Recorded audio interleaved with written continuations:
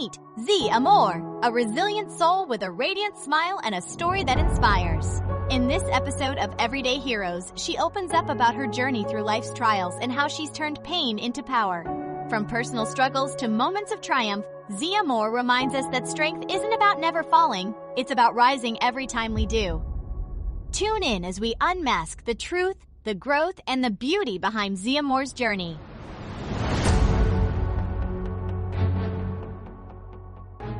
Sweet Lady Z, me ZeeAmour. Bounce ball boogie. Oh my God, you know that song freaking Tyler, the Creator, just came out? No, put me in. It's getting kind of sticky. Oh, yeah, that one. I'm like, oh my God, that would have been so, why did I think of that? Bounce ball boogie. Dang it. Game changer. Dang it, Tyler. Beat me to it. It's okay. There's always remixes, you know? There's always remixes. Hey, I better hit them up. Right. Right, heck yeah. Let's do the remix. Right. Well, Sweet Lady Z, go ahead and give the world a proper introduction so they know who you are and how you got here. Yes, well, I've been trying to decide if I want to tell y'all my government or not. I'll tell you my government. That's okay. You don't have to. It's up to you. I try to keep them separate. I think of people like Beyonce. I try to do the same. She has Beyonce, Sasha Fierce, even like Snoop Dogg went through a couple different phases. He was Snoop Lion at one time, just Snoop. So you just have to separate the people sometimes. So, but anyways, my name is Janice, but I go by ZeeAmour, or you can call me Sweet Lady Z. It's just whatever rolls off the tongue. Honestly, however you met me, I don't mind. Well, I never knew that was your real name till just now. Yeah, that's how I said. And I've known you for years. Yeah, you met ZeeAmour. That's who you know. You know ZeeAmour. So. ZeeAmour. Yes. So I'm originally from Michigan. I'm a Michigan girl, but I'm really familiar with Colorado. Like during the summers, I would come out here to visit my dad, and during the school year, I lived with my mom. So I was just back and forth all the time. And then after I graduated college in 2017, I just decided to move out here. And because I've always wanted it, Michigan. I'm from a small town, Battle Creek. I'm from a small town. So, Battle Creek. Yep, Battle Creek, Michigan. Shout out to my people. Whoa. Yeah, so small town vibes, but Colorado was just something big and nothing I had ever experienced before. And it was always sunny when I came out here, so I'm like, and it's very cold. It can get very cold in Michigan, so I was like, let me just try it. And a lot of my immediate family was out here too. Like I said, mom, dad, siblings, and stuff. So yeah, and then wow, that's incredible. I did not know that. So what year did you say you came to Colorado? 2017. 2017? No way. Yeah, I've been out here for some time now. Wow, I had no idea. Shit. Yeah, I've been back and forth. Like I said that before my whole life, but then I officially moved out here in 2017 and been out here. It's crazy. It's kind of approaching like 10 years in a couple years here, which is crazy to think about. Time. It flies. Especially when you're having fun. Exactly. Yo, so, tell us a little about yourself and what motivated you to do all the things you've been doing. I've seen you host events with me. I've seen you be the life of the party. I've also seen you, you're sewing blankets not too long ago, I believe it was. Correct me if I'm wrong on that. And then I was like, oh my God, I can't keep up with this girl. You got something new every time I look on your channels. Thanks. Yeah. So how did I get into entrepreneurship? Well, honestly, to begin with, even as a little kid, I always knew just like the 9-to-5 life was not for me. That's not knocking anybody who loves their job and found their calling in their 9-to-5. I think that's amazing. And that's a blessing in itself because a lot of people don't like what they do for a living. And I was actually at a company. I'm not going to say the name because I'm not trying to, I already know how that goes. Yeah. So I was working for a company and I was actually sexually assaulted by a customer. No. Yeah. I was sexually assaulted by a customer and the company just didn't really do much for me. So I just decided to kind of leave that company and just go into entrepreneurship. That's kind of what really got my first foot into it. But it's so funny because I'm actually trying to remember the timelines of it all. I think I started ZeeAmour before I went back into Forex. So I think those were two different timelines. I'm sorry, I'm trying to remember the timelines for real. Because what was it? Remind me. Because Forex too. Because we did, I do a lot. I do a lot at once. All right. In time. So I believe they were actually simultaneously. I was maybe ending. Yeah, I did ZeeAmour before I did Forex. Okay, so sorry. Go back to the timeline. So I started ZeeAmour because growing up, I always used to look up to Lala Anthony. I always used to think she was so amazing, like just entertaining people and being on that. So that was always like my inspiration. And my brother, Kid Snap, was doing shows and stuff. Snap, my guy. Whoop, whoop. Yes. So he was doing shows and stuff at the time, and I was just supporting him. And I was like, bro, let me host the show. Like, he was thinking about doing his first show that he put on for himself. And I was like, bro, let me host it. And he was like, okay, because I'm looking for a host. So that was like that was my first time. And then from there, I started to host events and kind of just get into that. Because that was something I always kind of wanted to get into, was like the media or like entertainment in that way. And then I kind of that's when I transitioned into Forex, because I was still working at my job at the time or whatever. And it honestly ended at the right time, because I think I stopped hosting maybe around 2019 or so, which was right before COVID. So it was perfect alignment. And Forex was something, the foreign exchange market.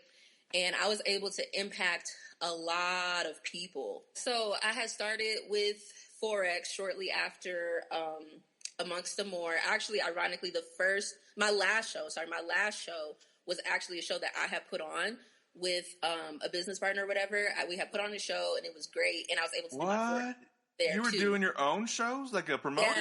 Yeah. I only did one. Where was I at? Hold on. Where was I at? Where's my invitation? I mean, on there, I don't know. You know how I actually give respect to the people that put on a show, because there's a lot that goes into it, man. There's a lot to putting in your own show, not just the artist, but the time, the vibes, making sure the person is going to fit the audience, having backups in case the person doesn't cancel, making sure the compensation is, like, there's a lot to it. Yeah. There's a lot. You hear the stress. Can you hear the stress? Yeah, it's a whole event, finding the right venue, making sure they're not price gouging you. Like, it's a whole process. But yeah, so I did put on one of my events, and then that's what I said, I was going into Forex. And in that platform, I was able to get over 100 people on my team in the state, combined between the state of Colorado and Michigan, a couple other states here and there too, where I was basically helping them create financial freedom for themselves, create another source of income, because this was during the pandemic. So a lot of people had lost their jobs. So this was a great opportunity for someone to invest and see that. Like, that was life-changing for me. I learned so much about myself to help people, like, financially. It's just different. It's different to help people in a financial situation. Yeah. And then after that, I transitioned into Amongst the More, which was my baby. That was my baby. Oh. Yeah, that was Blanket and stuff. So home decor. And I did that for about 2 years too, which is leading up to now where I had to take a step back. So with everything, honestly, sorry, to answer your question about what led me to it. I just never really felt appreciated in the workplaces that I was in. I knew that I wasn't reaching my fullest potential, and things just didn't feel at peace. I'm a firm believer in this saying, because I do believe in God. You have to have faith as an entrepreneur, because you have to believe in something bigger than you. That it's not, you'll never have peace if you're not meant to be there. Like, you'll never have peace. And I just consistently was not peaceful and, like, working and stuff. And I don't know. I just felt like that's my purpose, and that's where my spirit belongs, is to be in the entrepreneurship world. I'm just meant to be an entrepreneur. Yeah. So I just went after it.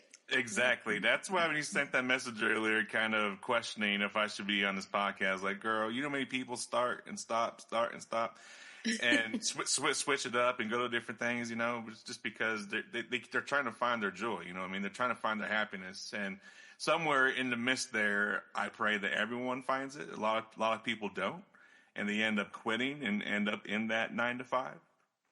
You know, they end up settling. That's what I'm trying to say.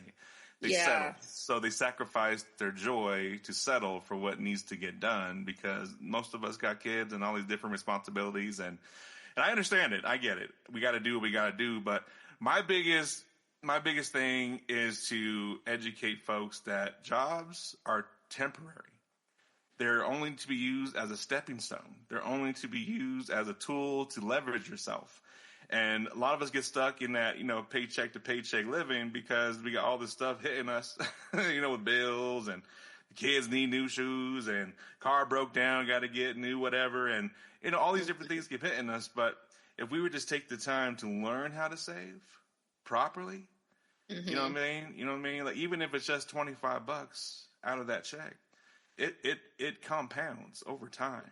And that's something people don't think about because we're always so worried about the now. We don't really think about the next day or the next year financially because we're just trying to get over what's in front of us. You know what I'm saying? Mm-hmm.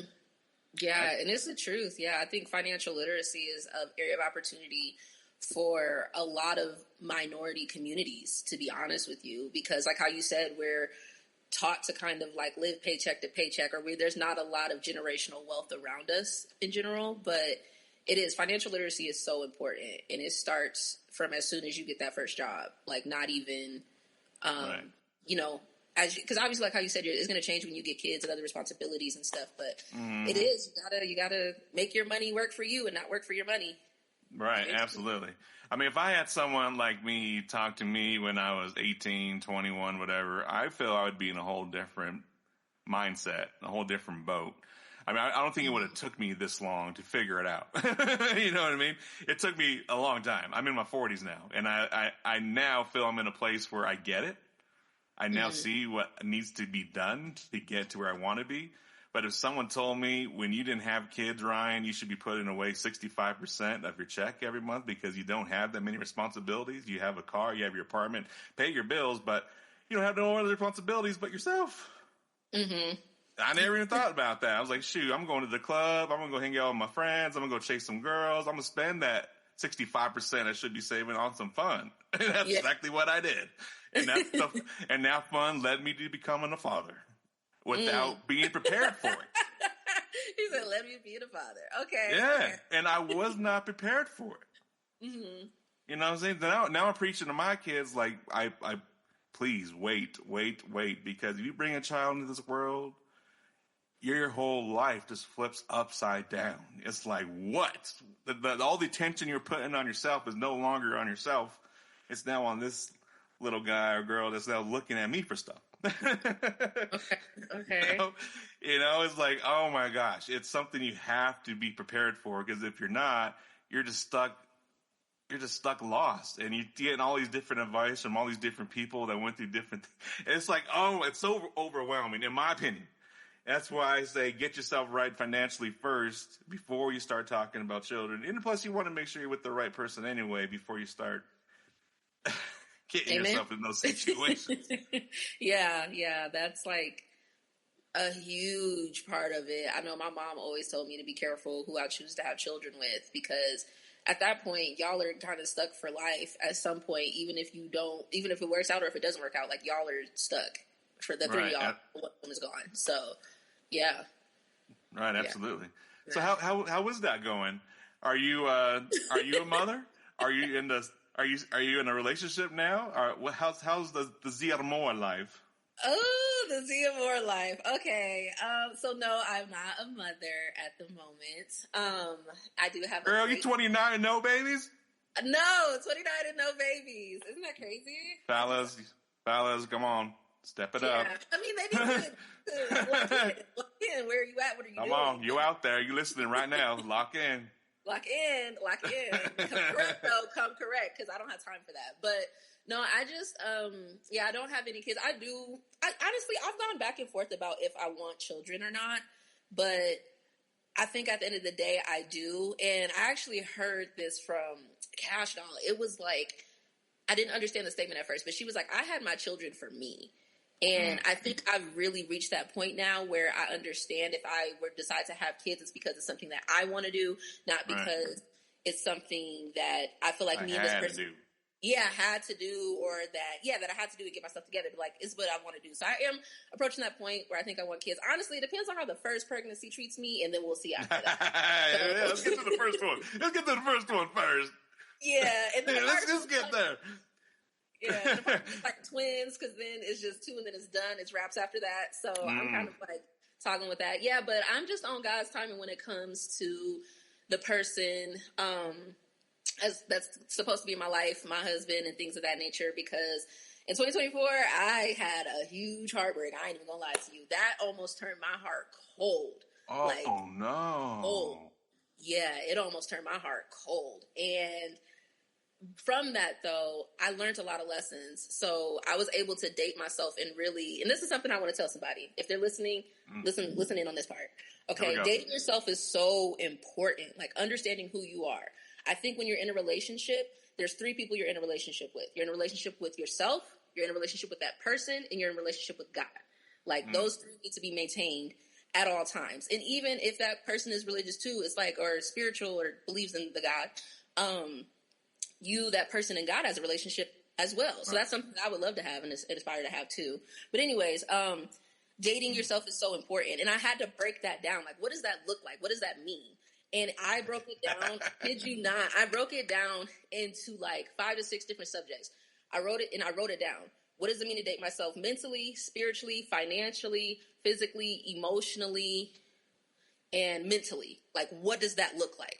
And I wrote it down, and it allowed me to hold myself accountable to something. And I've been so happy since, I've been very, right on. Yeah. So now I know what it looks like for some, like, cause it's like, if I'm doing this for myself, he needs to come in and do this or more. Like, there's nothing less because I do this for myself. If I take myself out on dates, why would I expect for you to come in here and not take me on dates? You know what I'm saying? So I think it's important to treat yourself right before you expect for someone else to come in and treat you right.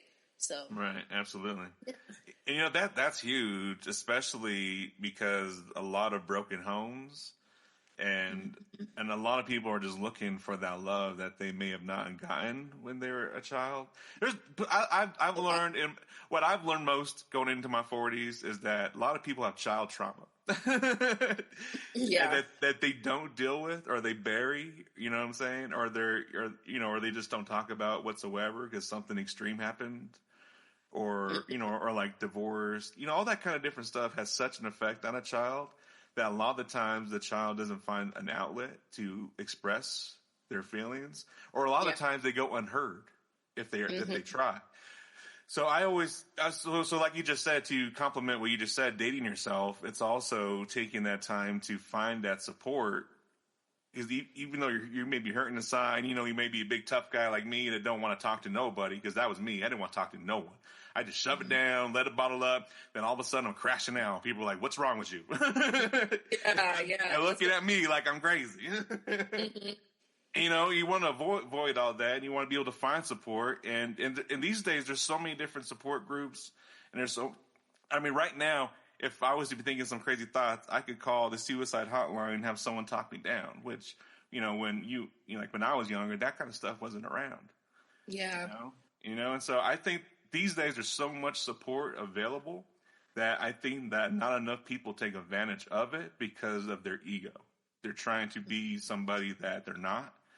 And I always try to advise everyone, if you're feeling that way, take the time to reach out for support, even if it's talking to a stranger over the phone, just venting and getting it out, even at the end of that conversation, you may feel like, yeah, they really didn't care, but at least you got it out, and you're not stuck in your head, you're not stuck in the emotion, and now it kind of gives you a path to get to the next phase, to try to get to that part of, all right, I need to accept healing. Yeah, absolutely. And I appreciate you too, like, opening up about how within the male community, I think that's like a common thing of not releasing feelings, emotions. And it's like, it needs to be a safe place for y'all too, because you all are human, you have your experiences, and it's not fair for you to be told to just suck it up.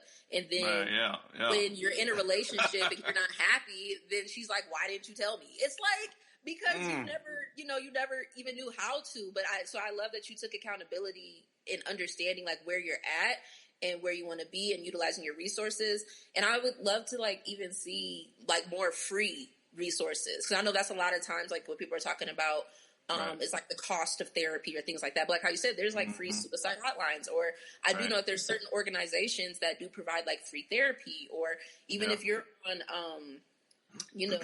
the Medicaid and Medicare, they have mental health, like, it's free. It's included. So exactly.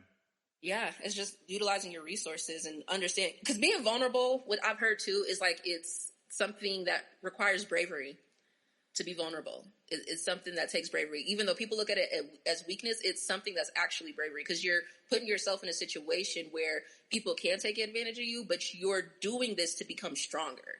So you're taking that step to become like a better person. And some people, and that takes courage, however that looks like. To become a better person. Absolutely. And I've been so real quick, my little story. So when you and I first met, if you remember, now that I bring that up, if you remember, I had you host a show. It was at a little bar out in Thornton before they shut down. Okay. But if you remember, they had this cool black and white checkerboard dance floor. That night, we had Chino XL in the building as the headliner. That was one of my most. I remember that. I remember that. Okay, was that the donation one? I think. You remember we did the donation? It was right behind it. That bar behind it. Anyway, I forget what it's called too, so no big deal. But Chino XL was in that building that night, and he performed for us in that bar. And he's no longer with us today. Rest in peace. So that was one of his last shows was with us. Oh, R.I.P. I'm so sorry to hear that. Oh my goodness. When I learned about that, it's been a few months now, but when I learned about that, I was like, wow, he was here with us. We were one of his last shows here in Colorado, anyway. Yeah, I was just looking at that flyer because I keep all my little flyers and stuff like that. Yeah. so. Yeah, I have a little collage myself. I was like, look at all this artwork I've done. I can't just let this go. Oh, yeah, absolutely This took time. This took time. It's finesse. Yeah. If no one's going to appreciate it, I sure the hell am. Yeah, as you should. There ain't nothing wrong with that. You put that work into it. Yeah, creating the flyer. Absolutely. I had to outsource for it. Listen, I outsourced for it. Yeah. Yeah. That was always my thing. Is like I find myself being so in tune with art that I was always trying to keep the art to myself. I was like, no one's gonna be better than me. It's mine. I'm gonna do the art. You know what I'm saying? But eventually you get to a point where like when you're doing the show and you want to do the art, like you gotta sacrifice some things and put it in someone else's hand, which I eventually started doing. I started outsourcing just like you did, just so I could have more time availability for my family and still keep doing the things that I want to do. Which takes lots of communicational skills, my people. Communication is huge. So huge. Oh, my goodness. In every aspect of life, I'm telling you. It really is. Oh, my goodness. It's not emphasized enough. Like, it needs to be taught in schools just as English, as long as English is. Like, English is throughout forever. Communication needs to be throughout forever, too. Yeah, absolutely. When you were in Colorado, and all these different ventures you've been in and out of, can you share what you feel has been the biggest challenge that you've had to overcome or maybe possibly still overcoming? Yeah. Well, I guess what comes to mind of it, which is probably one of the biggest challenges, and I'll start there, is when you're an entrepreneur and really going into adventures, it's important to not let it become you. You have to separate those things. Like, although, yes, I am an entrepreneur, or yes, I am at the time, a girlfriend, or like maybe you're a wife, a husband, and then you're, I don't know, the worker, your 9 to 5, you're all these things. And it's so important to still make sure you take care of you first. Like, you cannot pour from an empty cup. So early on, I would say my hardest adventure in general, though, since I've been out in Colorado, is entrepreneurship. Because, like, I did my 4-year degree or whatever, but to that, there's an end date. With entrepreneurship, nothing's guaranteed. Nothing is guaranteed. And what kept hope alive for me with entrepreneurship, I would say, is knowing that, for one, with entrepreneurship, you're going to fail way more than you succeed. And they don't tell you that. You're going to fail way more. Oh, my God. Wait to hear the echo I put on that, baby. Way.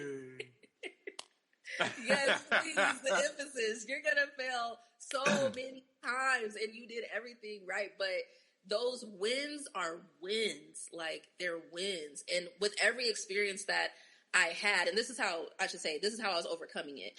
I started to understand that with every win, like every experience, I'm learning something and I'm taking something from it. I'm not just going to, take this L and that be it. Like, oh, something flopped. Even if it's just not, even if you did everything you could on a professional side, right?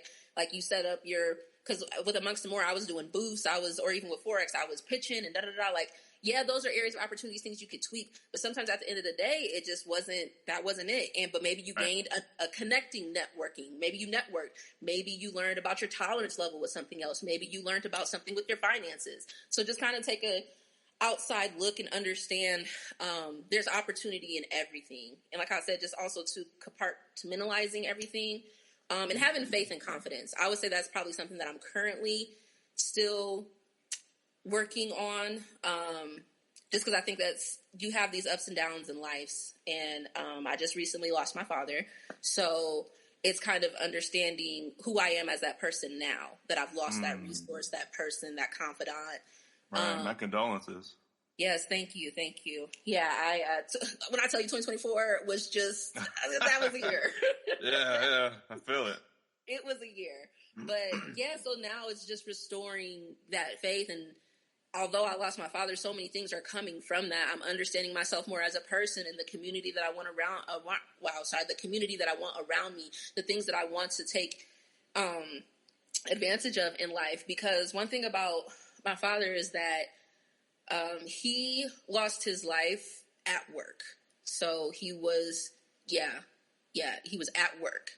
And I can't really get too much into it because there's some things going on. But, so me, that's like, man, who would have thought, or I'm sure he didn't think that his last days were going to be like at work. And my father was a very hardworking man. Like he owed 12-hour shifts, holidays, all that stuff. Like he worked. So it inspired me to make sure that I'm doing what I'm supposed to be fulfilled in this purpose, like on my end. And I know for me, 9 to 5 isn't it. So it just kind of like re-inspired me to become a content creator and to send a message and impact people. It just kind of like reignited that for me. So.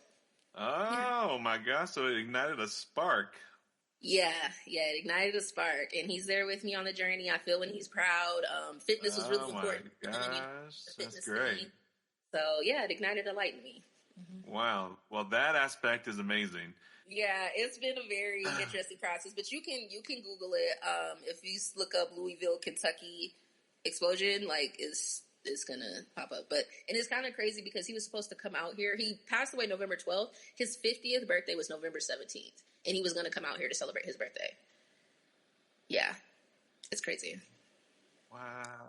It's insane. It's been a whole thing. Man, I can only imagine your feelings. Well, thank you for being strong to share that with us. I appreciate it. Yeah, no problem. I'm here to share my story, man. I don't think we just come on this earth and experience things. I think it's important to connect and communicate. Yeah, you're right. You're right. And to kind of jump back a little bit to what you were saying earlier, that's a big thing for men, in my opinion, these days. I would say mainly from my generation down. It's been a big thing. Like we were saying earlier with broken homes, divorces. A lot of us didn't grow up with dads. My dad, I seen him maybe once every 5 years. Whenever he would come into town, we would see each other, and that was it. He's gone.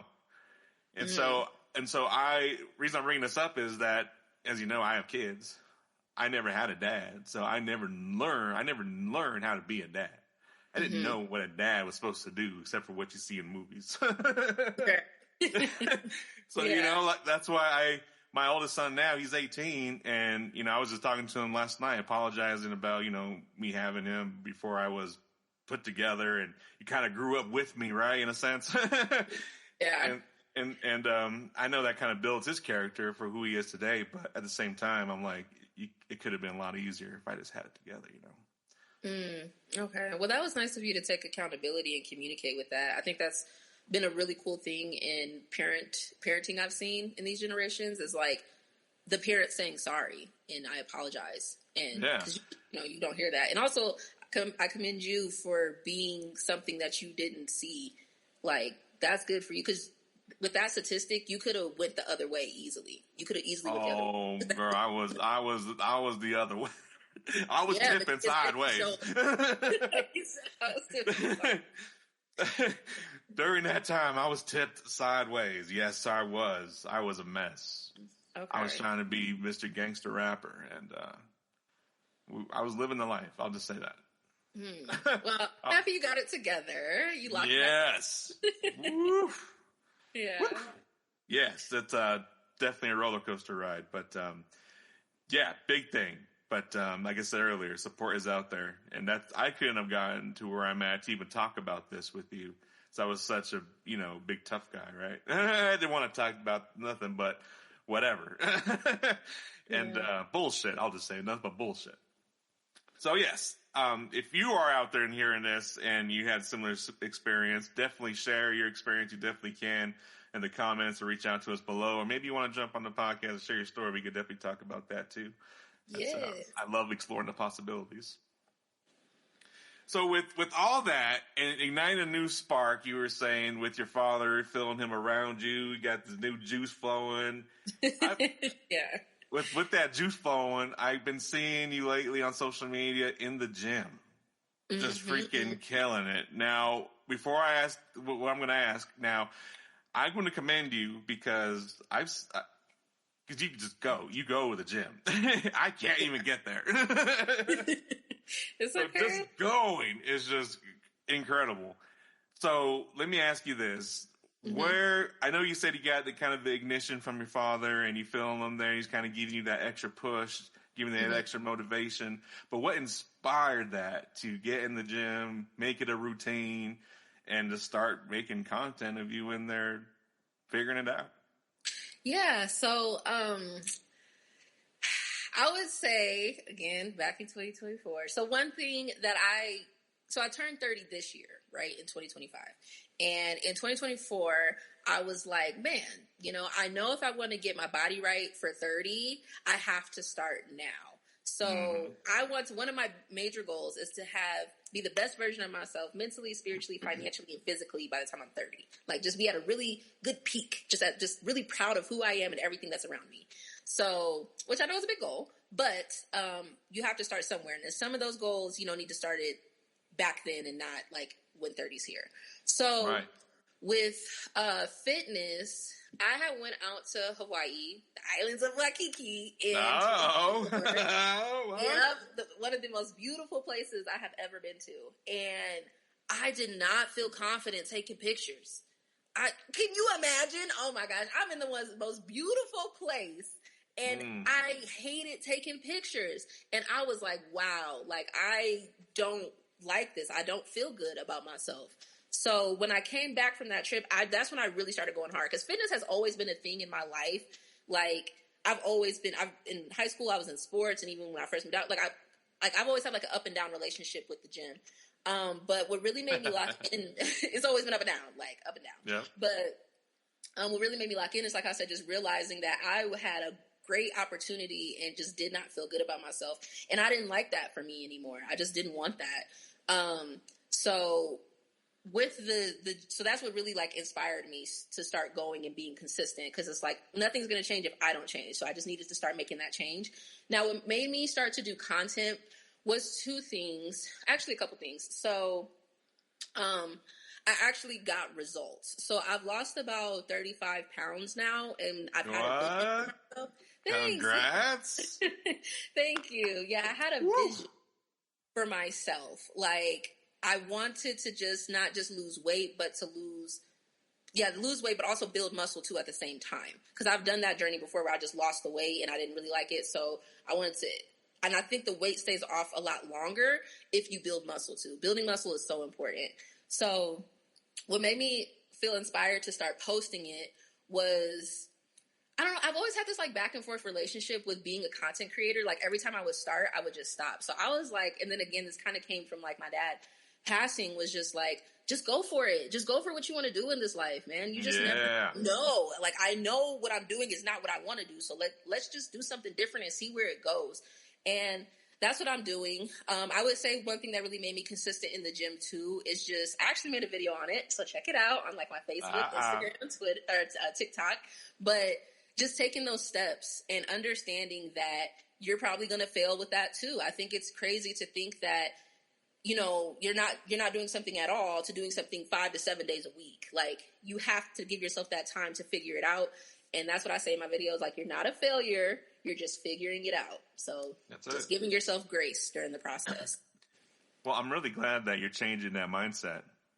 Because I heard you say earlier that in entrepreneurship, you fail a lot. And that's when people quit, because they keep failing. But once you switch that mindset from I'm not failing, I'm learning. It's either I'm learning or I'm earning. Yeah. That's what entrepreneurship is. That's what the gym is.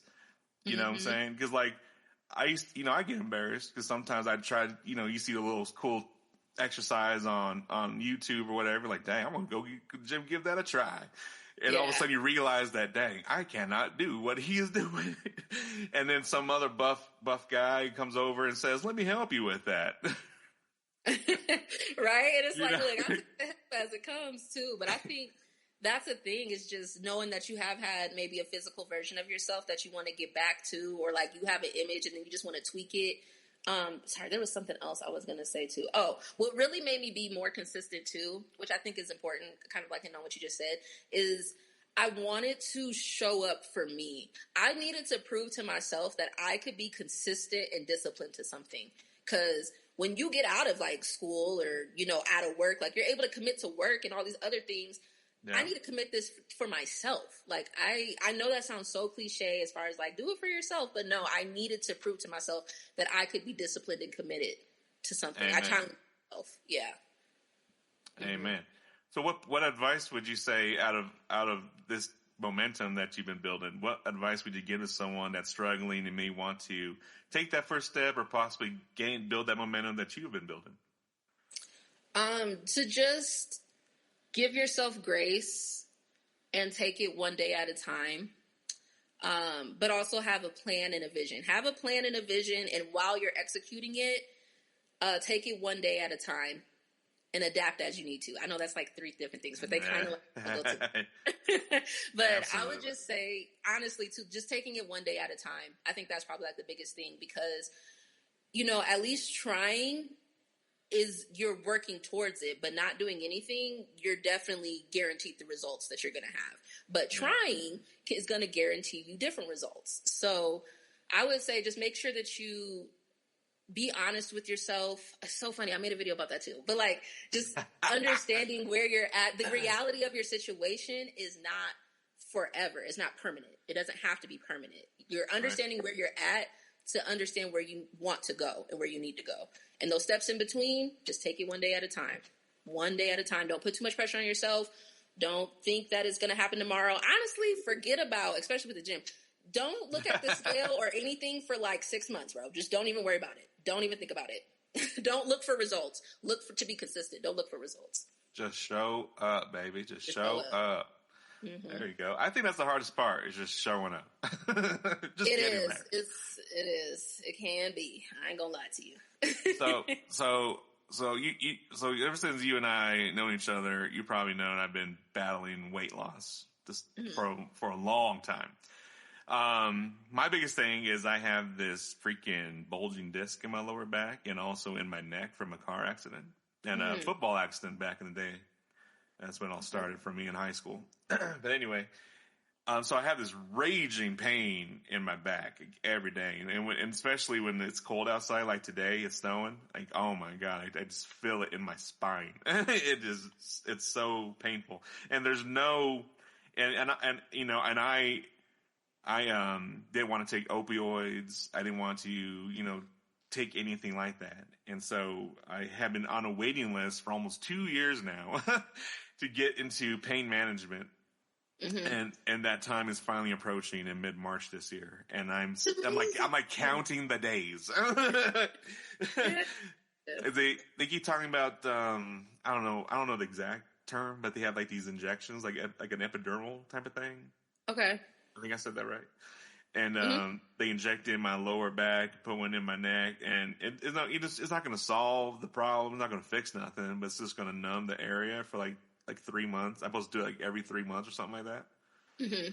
But I'm like, if you just relieve that pain, I feel like I could just move again. I need to get my bounce back. Yeah.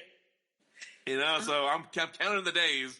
But that's been my biggest conflict of going to the gym. I'm just sitting there, like I know going to the gym is going to make me feel a little better, and it does. I it relieves the pressure.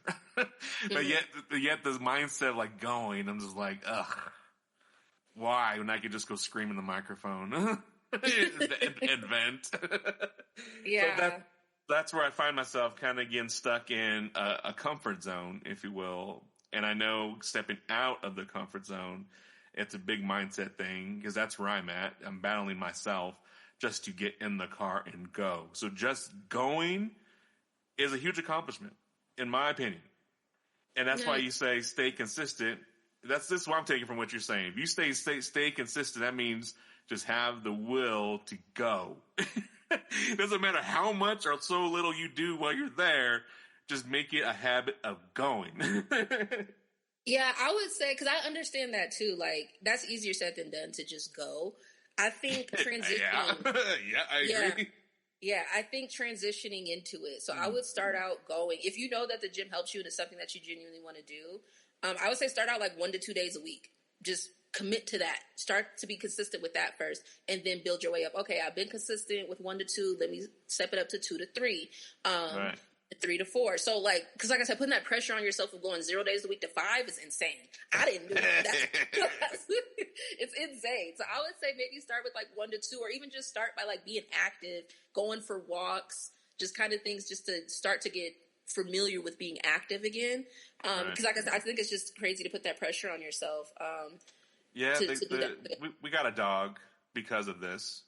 Oh, okay. Because I have like this big heart, and so when the dog is whining here, I have to go walk him because my heart tells me I need to walk the little guy. So it's been my excuse of having to go walk because of this little guy. So this little puppy, let me tell you, has been getting me active.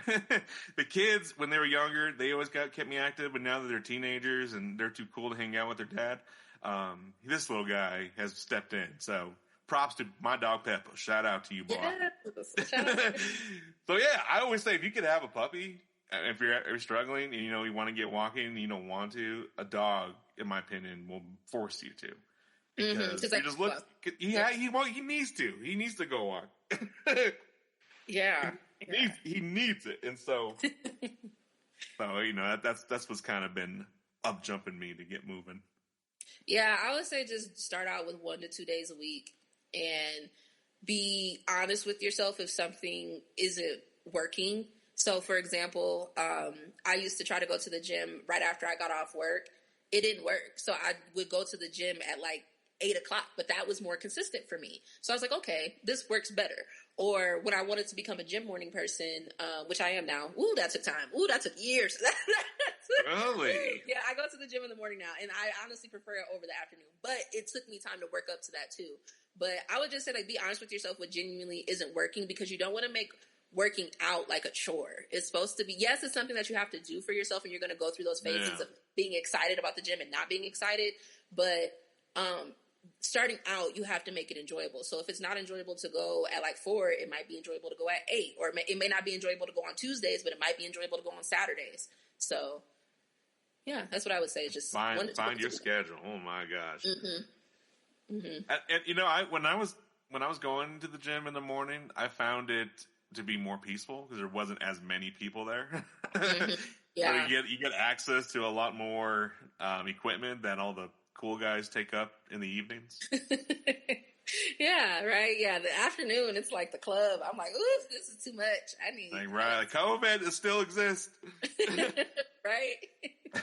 So how do you feel this momentum you're building and the strength you're gaining? You're gaining momentum with weight loss. How do you feel this is impacting your journey on finding where you want to go with your entrepreneurship journey? Yeah, I think that's a great question, because I believe that they're closely correlated. Showing that I was, at least for me, showing that I was able, or seeing that I was able to show up for myself and be disciplined to something and that I was going to get results made me believe in myself again. It showed me that I do have discipline. I can be consistent. I can stick to something. I do get results. Even if I don't see it, working towards it, something's going to happen. So those things that I saw like in the result of that really made me believe in myself again to take that step into entrepreneurship, and just really made me believe that I do have the qualities and traits to become a successful entrepreneur again. Like, because I think that's the hardest part about being an entrepreneur, is being consistent. And consistent does not look like 100% every day. It's giving something every day, even if it's 5% one day, 10% one day, 110 one day, but then the next day it's maybe 50. But just showing that being consistent will pay off, and that I'm capable of being consistent. Yeah, that's it. Mm-hmm. So, do you see what path that you're going to be heading down? What's next for you? What's next for me? I like things up my sleeve, One thing that I've learned from my entrepreneurship journeys before is that I need a passive income, baby. I need that thing to be passive or residual. So I really want to get into real estate. I'm even been looking into vending machines. I've also been on this content creating journey. Like I said, something keeps bringing it back to me, like bringing me back to it. So I'm just going to go into it and see where it takes me. So those are the things that I'm juggling right now. Those are the things that I'm juggling and looking into. That's incredible. What's one thing that all those different ventures you mentioned have in common? What do they all have in common? Mm-hmm. What do they all? That's a good question. Let me think about that, because they're very different. They're very different, but they all evolve around one thing. They're servicing people. Exactly. They're servicing people. I'm here for the people, man. Exactly. However I can impact. It's some sort of impact for sure. Exactly. So throughout my years, right? I've been an artist. I'm a father. I'm a husband. I'm all these different things. But when I realized that everyone around me is one of those things, I relate to people in some sort of way. But you don't know I relate to you in a specific way, because you and I may not know each other just walking by in a Walmart or whatever. But as soon as I stop and have a conversation and say hi, and you say hi back, now this opens up conversation to learn more about you, right? And yes. I found myself to be in the people business. That's the main reason why I got into the financial world. Mm-hmm. And I'm sure you've seen me knock on your door a couple times, like, Z, why aren't you working with me? Because you're showing all the freaking criteria of someone that should be working with me, because we fall into the position of serving people. And one thing that I find a passion is serving people in a way that others can't. Mm-hmm. And that's with their investment planning, their insurance, everything, that their mortgage, everything that takes a toll on their family if they were to lose a loved one. Mm-hmm. And so in the beginning, in 2020, I got laid off. I was at a job for 11 years and they laid me off. They pretty much cut everyone at the top. Dang. And thank you. But I have more than one child. I have 6. I didn't know you had 6. I have 6.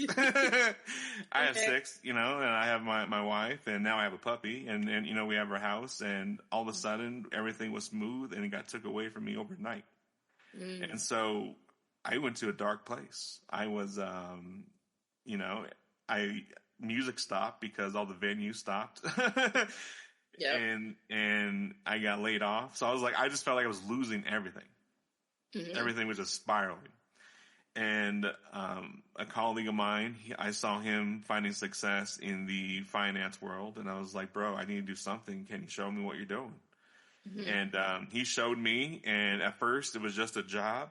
But I'm going to tell you a quick story, and it was just a job. So I started like around June, July of 2021.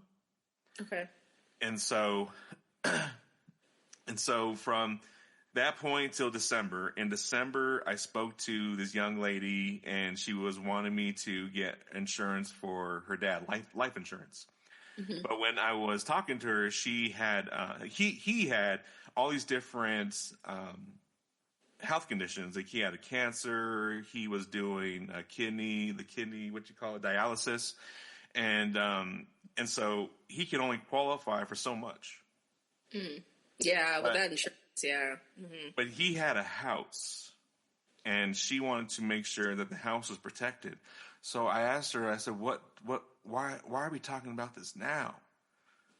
If you have all these different responsibilities, you should have put some in place a long time ago. And she was just saying it was money at the time. We didn't have money to put into insurance. We didn't have money to put into, financial planning or whatever. In my opinion, they just didn't have the education. And that's what I told her. And so anyway, long story short, I helped her father get a simple plan. Nothing would happen or pay out in 2 years if, God forbid, he passed away in those 2 years. She would just get her money back. So I was like, you're not going to lose nothing. You're going to get your money back plus 10%. But I helped her get an accidental plan to cover the house. And the house, she said, I only need like $100,000 to pay it off. So I was like, well, let's just do this, and we'll do a simple accidental plan for $100,000. Mm-hmm. February next year, 2020, now we're 22, right? Mm-hmm. She's at work. She was doing like night shift, whatever. The father's at home now, and he decides to go in the shower, which he's home alone, decides to go shower, and he slips and falls in the shower. Okay. He tries to get up. He falls again, and that's where he lost his life. Oh. So when she came home, of course, she found him, and I was one of the first people that she called. So this is when everything started coming to reality for me, right? Like, this is no longer just a sale I made. Now it's like, Ryan, I need your help. Put this policy in action. And now what happened was she stopped paying on that 2 year, which if she didn't know or she didn't listen to me, but it would have paid out if due to an accident. Mm-hmm. And so the little accident policy, they paid like $28, but they got $100,000 into her account within weeks. Mm. And it was my responsibility to ensure that got to her and, advise her on what to do from there. And I was like, the day that she called me and said, Ryan, I thought this shit was a scam. and bam, there's like $100,000 in her bank account. And she was like, so, you could see the relief in her eyes. You could hear, the tears, this pain is being relieved. I'm just like, what? You know what I'm saying? So that was my experience. And within the first half year of me doing this, and I just saw the impact it had on the whole family. Then all of a sudden, I went from protecting all the cousins and the sisters, and everyone just came to me because of that situation. And I was just like, wow, 2 months it just took 2 months after that initial conversation. So it's like, it opened my eyes. Like, we all have this currency called time, and we don't know how much of that we have. And so over the years, I've always had, especially in the rap world, I've had a lot of friends that lost their lives to dumb, just being in the wrong place and wrong time, I guess you could put it. Just dumb things. And there's no one educating anyone about these type of protection plans that you could have that are low cost. And that's why I said, Z, I mean, if you're looking at how people, this would be perfect, because there's so many people that are lost trying to figure this money thing out on their own. They don't know how money works. And that's why when they're in their 20s, 30s, 40s, they're putting insurance off because they don't think they can afford it. Mm-hmm. Because they're settling for this little job that they're dedicated to. Yeah. That doesn't care about them, that any moment could swipe them, that could replace them. You know what I'm saying? I was like, it's became a passion of mine of just trying to understand, like, you could build something for yourself. Mm-hmm. Insurance is so important. Please get life insurance, please. And it's not even, it's not even, I mean, I guess it's important, but it's just knowing how it works. And then when I dove deeper, I started seeing all these crooked agents that are coming in and talking to elderly people and selling them shit that they don't even need. So then I found myself in another position where I'm helping this elderly woman paying $200 some for like 20,000. Like, girl, no, I could get you 20,000 for way less. You know, it's those little things that I've been finding over the years that I'm like, wow, I almost feel at this point I'm becoming a superhero. You are saving lives.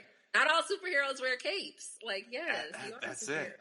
That's it. And every day I can feel the gray in my beard just becoming more and more. It's stressful being a hero. It is. It really is. It really is. Especially with finances, man. Finances is a completely different thing. Like, to talk to somebody about their money is constantly having difficult conversations, or like how to deliver this message when you know you have their best interests at heart, and it's making sure they receive that as in receiving it as that. So I understand. Right, absolutely. It's all about building relationships, and that's why I always say, even to my kids, I'm telling them, like, no matter what you want to do in life, it's going to involve money. So take the time to get a financial education. Learn how money really works. There's 4 quadrants to this money thing. And we all start as an employee. We want to become an entrepreneur. But what we don't realize, once you say, I'm becoming an entrepreneur, I'm quitting that job, you're not an entrepreneur yet. You're self-employed. Yes. You are self-employed. Those are different things. You have those self-employed. That means if you don't go to work, you're not getting paid. Mm-hmm. If you're not servicing, you're not getting paid. And I think that's the part that scares people the most, that they have to go to work. Are you talking about with like entrepreneurship or just a job in general? I mean, entrepreneurship and the idea of working for yourself, I think that's what scares people the most, is the fact that they truly have to go to work. Yeah, I've worked way harder as an entrepreneur than I did at any 9 to 5 ever. Any 9 to 5.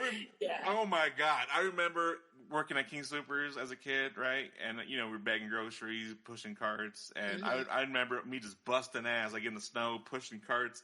Then you see homeboy over there smoking a cigarette, sitting with his back against the wall, talking to homegirl, like, yo, dog. We're getting paid the same. Help. Right? Yeah. But he's making the same amount that I'm making, but I'm busting my ass. You know what I'm saying? It's unfair. Yeah, that's a whole, and that was the thing too, especially at least for me in sales, because I've worked for some companies where I was in sales, and I try to be like the really best. I'm usually like the top 1% of any company that I was really a part of, like when it came to sales, and I was like, y'all are not cutting me what I deserve. Right.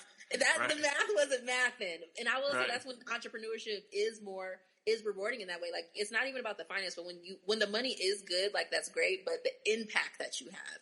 Right. I think is what's the most rewarding with any business. The Forex, the Amongst the More, especially with the Amongst the More, because that was a product, right? Because like how you said, you can either do like a service or a product. And with the product, just to see somebody's face light up, or like even in like to feel that love, or to have something in their home that reminded them of somebody that they love, or, oh, my grandma's going to love this. And then, or even like with Forex, to be like, wow, like you helped me pay my bills this month. And I'm just like, it's things like that make it all worth it. Absolutely. It makes it worth it. Absolutely. So that's what sparked the idea of me jumping into creating this type of podcast. Is because I've been sitting with people, talking about their finances and stuff, and like you just said, asking the hard questions, which means you got to hear the hard answers. And I'm like hearing all these different stories from all these different people. And think about it right now, Z. In 20 years, 30 years from now, if you have kids, if you decide to do that, and they have kids, they're going to come back and listen to this podcast and hear 29-year-old grandmother. You know what I'm saying?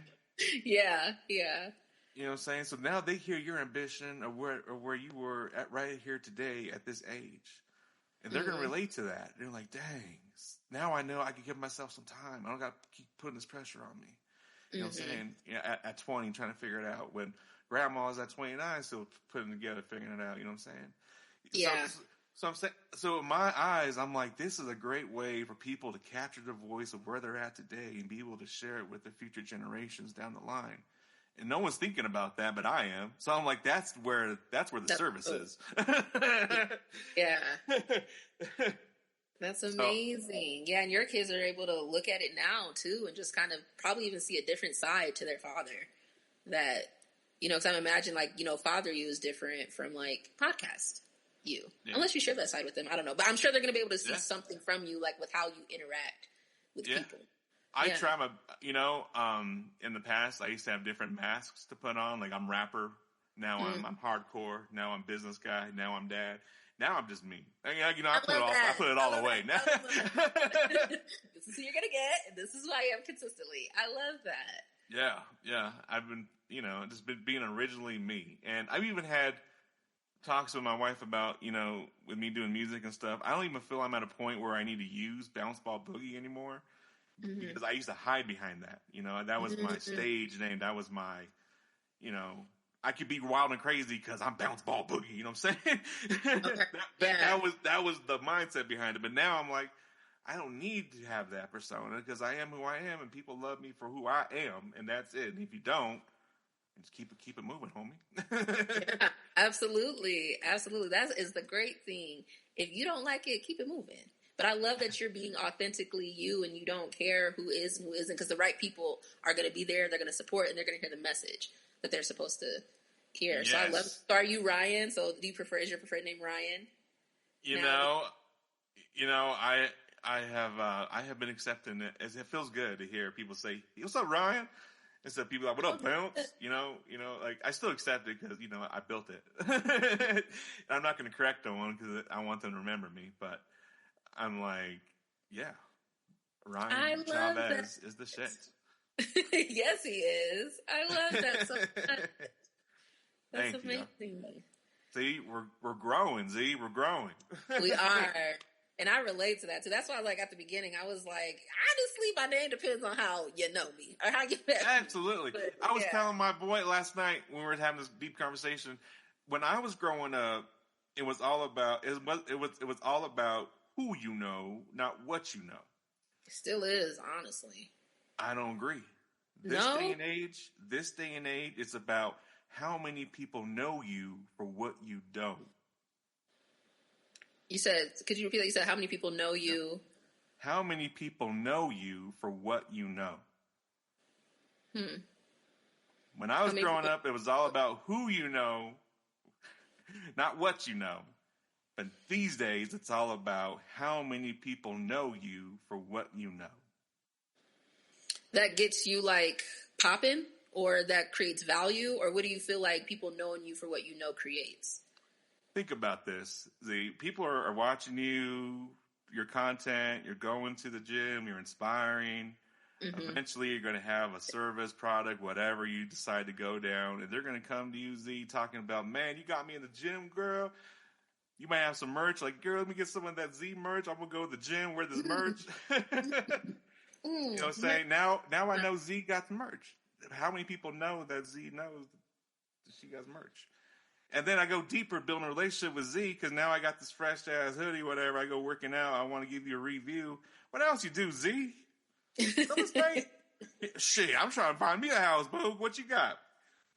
You know what I'm saying?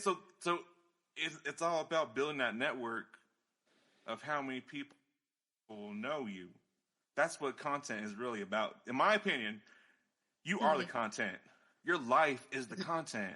What separates you from me is you. No one's going to do what you do but you, and how you move and how you think. And, you know what I'm saying? That's what separates you and me.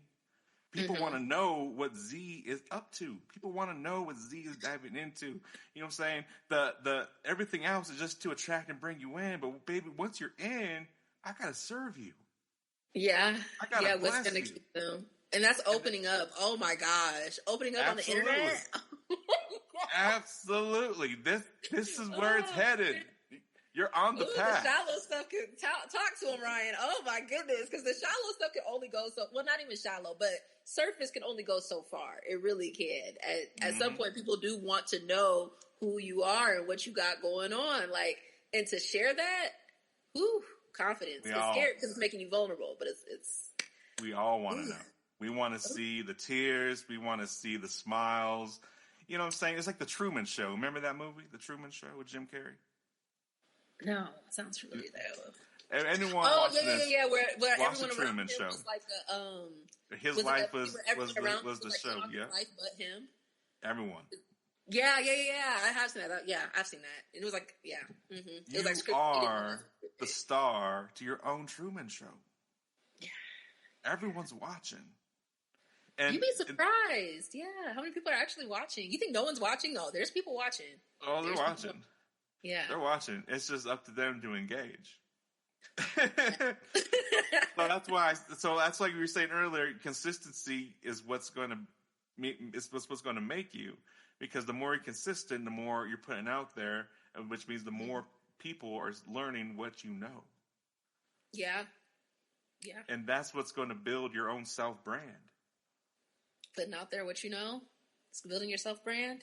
Absolutely. Think about it, man. I know this girl, she goes to the gym, just everything I need to be doing, I want to work with her. I want her to do my finance shit. You know what I'm saying? Instead of that, instead of that boy, that man coming up in the suit, knocking on your door with the briefcase, that's from the 70s. That's from the 60s. That ain't that thing no more. People want authentic people, especially these days, all the different scams and all the different people are out for everybody, right? That's what I think the most powerful thing about content is you're showing your authenticism. You're showing how authentic you really are. People are going to know you care. Yeah. About certain things. Like if I sat down with someone just trying to make a sale, they know. They feel it. Mm-hmm. Like you're asking questions, those harder questions, it's because you care. Yeah. So I always say the person that asks the most questions wins, always. Oh yeah, absolutely. Absolutely. Yeah, I love to. I'm gonna get. That's what I tell people. I'll be all up in your business if you let me. Because I'm an ask. Rather you decide to answer it, it's up to you. But I'm an ask. So. Oh, girl, you better start your own podcast. Here we go. I've thought about it. But you honestly, in this moment, have given me something to think about when. Because if I'm being honest with you, I kind of was like, dang, with this creative stuff. But I didn't want to put myself in a box, right? That's what I said with doing content this time. I'm going to do whatever my heart desires. And I'm kind of like, with my gym content, do people just want to see me working out? Do people want to hear me talk about working? Like, what do you want to see? But to take it to the next level and be vulnerable on the internet, I don't know. That's a challenge. You made me really think about that, to be vulnerable. Absolutely. To go a little bit deeper. Because, some of my favorite content creators are putting their business out there. I don't know. Absolutely. I don't know. That's crazy. Absolutely. That's crazy. Something to think about. Oh my God, yes. I mean, so what sparked that conversation last night with my boys, he was because he wants to do music. And he was like, I want to blow up. I want fame. I was like, son, it ain't about fame these days. Mm-hmm. Ain't about getting signed to a record deal anymore. It's about building your brand. It's about building yourself up. It's about putting yourself out there, putting yourself in places where other people won't go. Do things that other people won't do. Say the things that people won't say. On the internet, you have something that I didn't have at 18. You have a little red button that says go live. You know what I'm saying? And you could spill your emotions. You could spill your thoughts. You could educate with what you know. You could do anything you want to do once you hit live. You can start rapping. You can start singing. He could be a live rapper. Yeah, that's a thing. You know what I'm saying? Like, either way, once you hit that little red button, you're showing who you are. People want that. That's what they want. They want to know who you are and why I should fuck with you. Excuse my language. Why I should do business with you. Right. So I have a question. Has rebranding as Ryan, because I get that, right? I get that. You have this stage name and then you rebrand yourself as like your original name or like the name you grew up with, because that's like a whole person themselves. So has rebranding as Ryan allowed you to be more open and honest with people? Or like what allowed you to get to this place to be more open and honest? What's allowed me to get here is putting myself in uncomfortable places. So like I said, going into the financial world, I didn't really have much guidance. Don't get me wrong. They showed me what to do. They gave me the words to say, just like I did with the script today, just an outline. Mm-hmm. I had the outline. I had the game plan, but it's up to me to go run it. Yeah. So I put myself in the most uncomfortable positions ever. So I'm going to talk about this, and I don't want to offend anybody, but growing up, it was always a big deal about white folk are the rich folk, and the rich folk are evil. Money is evil. You know what I'm saying? Money's the root of all evil. You know, all these different things I was taught growing up, and I realized today it was a block. That mentality is what was blocking money from coming into my life. And so I started putting myself into the situations where I'm now talking to richer folk. I'm now talking to people that are more successful than me. I'm now dealing with the judgments that they put on me. I'm now hearing what they have to say about my performance, right? And some of it was bad. And then sometimes I did feel the prejudice or racism on me just for being who I am, a tatted up Mexican, right? That can't speak Spanish. But that's how I learned. Like, no one's gonna take me for real unless I'm just break down and be who I am. I have to show them who I am for them to take me serious, for them to put their trust into their finances to work with me. Mm-hmm. So that is what helped me kind of break that barrier. And I'm still working on it. Don't get me wrong. I'm still working on it, but I feel at a point now where I'm comfortable in my own skin. Yes, I want to, like you say, still work on myself and I still have goals and ambitions to get to a better place health-wise, but putting yourself in the most uncomfortable positions is what helps a person grow. Amen. Yeah. And being yourself, your authentic self, I can understand that being something uncomfortable because, like I said, you're worried about what other people think, and you just cannot worry. No, opinions are like assholes. Everyone has an opinion, and you got to let them have their opinion. But when the flip side of that is their opinion, and them being vocal about their opinion on you is luring people to look at you. Mm-hmm. That's why they always say haters are your biggest supporters, because they're always talking that talk about you. Mm-hmm. But if I'm talking that talk about you, Z, about Kid Snap, the girl behind you is like, well, what did Kid Snap do? I'm going to go check out Kid Snap. What's he really saying? You know what I'm saying? Yeah. So like, now it piques that interest. Like, well, what's really going on? Yeah, people are nosy. People want to know your business. They really do. They really do. People are like interested in people. And I don't want to, let me rephrase that because I'm nosy too. There's nothing wrong with being nosy, y'all. There's nothing wrong. There's nothing wrong. There's nothing wrong with that. I want all the cheese, man. Yeah, like, let me know. I want to know stuff. I like knowing stuff. Yeah, absolutely. But that's where I see people finding success is when they are truly being themselves. They let go of all the worries. They're just like water off a duck's back. Just let it roll off. Everyone's going to talk some stuff once at a time. Just like when I get on the phone, I get someone cussing, yelling at me. I used to get mad. I used to get real mad.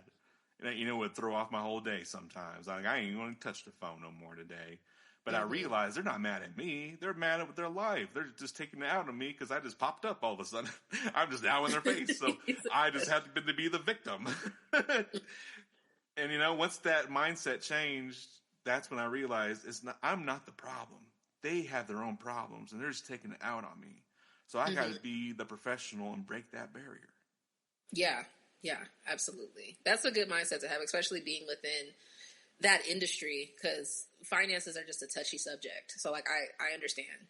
So it's good that you don't take it personal when someone is yelling at you to, like, this is their situation. That's a good mentality. All of this, everything that I'm telling you, and as a collective, that if I was to give you a box and say, Z, this is everything I've been doing, here it is. It's a financial education. That's all I've been doing, is learning how this money thing works. As I was going to say earlier, no matter what type of business you get yourself in, it's going to involve money. Absolutely. And the more you know how that money is utilized as a tool, the more success you're going to be, the more you're going to be able to leverage yourself, and most importantly, you're going to be able to pull people up with you, which means now you're expanding the economy. You're creating jobs. And that's what I think entrepreneurs don't think much about, because they're just worried about all these obstacles that are in their face at the present moment. Mm-hmm. But you're building opportunity. You're creating opportunity, and that's what we want the most out of it, out of everything. We want opportunity. Yeah, absolutely. I love that. I love that so much. Absolutely. How do you? I mean, with where you're currently at, how do you feel like the balance is? Like still trying to figure out which path you want to take career wise, and your personal life, love life, your gym life. How do you feel the balance is? Do you feel it kind of gets overwhelming at times, and then when it does, how do you kind of calm things down?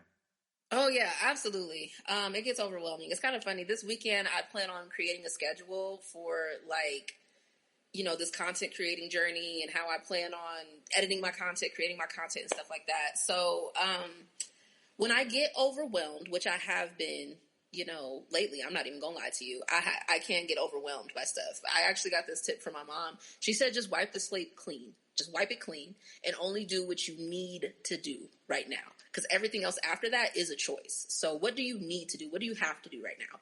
And if you have your 9 to 5, you have to show up, because you have to pay your bills, right? And for me, what I have to do is the gym. I have to do that. Anything else after that, I just can learn how to fit into my schedule. So my planner is my best friend. I still get a planner. Recommend for everybody to get a planner. If you're an entrepreneur, you need a planner. I don't care. You need a planner. Or if you have goals that you're really trying to hit or multiple things that you're trying to experience. But yeah, when I get overwhelmed, I just kind of wipe the slate clean and see what I need to do and try to balance that and then start to slowly add in things that I want to do. But this content creating journey is very new for me. So in order to be successful with it, it's like, okay, I only have so many hours in a day. How can I prioritize this? But so now I'm going to see, I need to start utilizing my weekends more, or during the week, I have about this 2.5 hour gap and I'm trying to even see how can I utilize that to my best advantage. So I would say time management is major. And although it is important to still take care of you, it's managing that time too. It's does that look like that's going to happen for me during the week?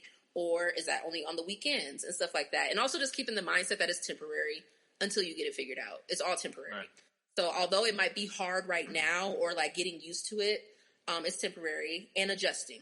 If something doesn't work, is temporary. Yeah, it is temporary. And if something doesn't work, be honest with yourself. Just readjust. Mm-hmm. There you go. That is it. And that's where the question comes up about, like I said earlier, a job is to be leveraged. It's a stepping stone, right? Mm-hmm. People then start asking the question, well, how do I find that time, right? 9 to 5, there I go, doing what I got to do. I get off work. I go pick the kids up from daycare. I got to go home, cook dinner. I got to put the kids to help them with homework, put them to bed, right? And then all of a sudden, you just said the magic number. I got that little hour, 2 hours there, kind of to myself. Yeah. And that's usually where we kind of take that, that deep breath or go take a relaxing bath. But if we were to take some of those 2 hours and actually utilize it for your own business, mm-hmm. You know what I'm saying? For me, it's phone calls. I have to make phone calls to people that raise their hand and say, I need help. And I'd reach out to them, book an appointment. So whatever that looks like for that specific person, you have to figure out what to do with that little time and try to figure out how to utilize that time. Because like I said, pain is temporary. So yes, you're putting in that little time that you wish you could be in that bath lounging, but now you're grinding it to get that extra money. Once you get that extra money and you can see that's now easing things up a bit for the household, mm-hmm. it's worth it. Yeah. And I think even too is something that changed again for me is utilizing my mornings. So I don't know what that looks like. Obviously, everyone's schedule is different. But if you need to make that sacrifice to wake up early in the morning to have some more time in the day, do that. Or maybe it's meal prep. What things can you do at a batch or in one bulk that could give you more time later? But I also think, too, just kind of writing down your day allows you to see how much time you actually have in the day. Because there is a lot of time where we might spend scrolling on our phone or there's just different pockets. Yeah, like how you said, just kind of realizing what are your pockets throughout the day. Yeah. So that means you got to be truthful with your habits. Yeah, be honest, man. You got to be honest with yourself, for real. You got to be honest. Don't be lying. Because lying ain't hurt nobody but yourself. So don't be lying to yourself. Absolutely. So if you were to put everything into, I don't know, like a nutshell, if you were to say, here's my biggest piece of advice for that person that wants to become an entrepreneur, that wants to get better with their health, that wants to step out of their comfort zone, what's the biggest piece of advice you would give them? Yeah, I would say to be honest with yourself with where you're at and where you want to be, and what those steps in between look like. I know that sounds overwhelming, but having a plan is going to be better than just diving into the deep end. And each of those opportunities are going to look different, right? It's going to look different for entrepreneurship. It's going to look different for the gym. So give yourself stepping stones to measure your success and keep elevating off of that. And throughout the process, it's going to get hard. It's going to get hard. It's not going to be easy. If it was easy, everybody would be doing it. It's simple, but not easy. But it is also achievable. So give yourself grace during this time. Allow yourself to make mistakes. Allow yourself to have learning curves. And be adaptable, adjust, and keep going, because you are not a failure. You are just figuring it out. Right. Absolutely. You're not earning, you're learning. Yes. There you go. Perfect. And you know, that was one thing I wanted to bring up is that you mentioned earlier having faith is a big thing. And I know that's also a controversial topic. But I have had agents where they want to, join me in business, and they may not be there, with religion, and that's fine. The alternative to that is gratitude. Every morning, that's one thing that I do every morning is I have an app on my iPad, and I use my little iPad, and I write in the 3 things I'm grateful for today.